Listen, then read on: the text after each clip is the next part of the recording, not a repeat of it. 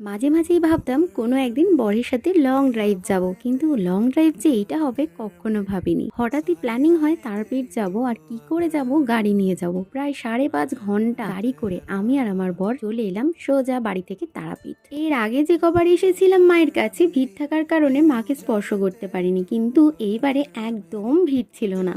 তাই জন্য মাকে স্পর্শ করে সুন্দরভাবে পুজোটা কমপ্লিট করলাম। আর সন্ধেবেলা একটু বেরিয়েছিলাম ঘুরতে, গোপালের জন্য কিছু কিনতে, থালা বাসন। তো তারপর সন্ধ্যাবেলা রুমে এসে দুজনে মিলে একটু আড্ডা মারছিলাম। আর বাইরে ছিল খুব সুন্দর ঠান্ডা ঠান্ডা ওয়েদার, আর সাথে ছিল ডিনারে বিরিয়ানি।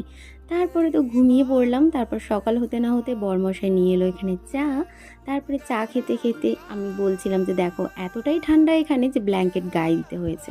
আর ফ্রেশ হয়ে এবার রেডি হয়ে নিলাম, এবার যাব বাড়ির দিকে। তো চলো আজকের ভিডিওটা এতটুকুই। বাই, সবাই ভালো থেকো, সুস্থ থেকো।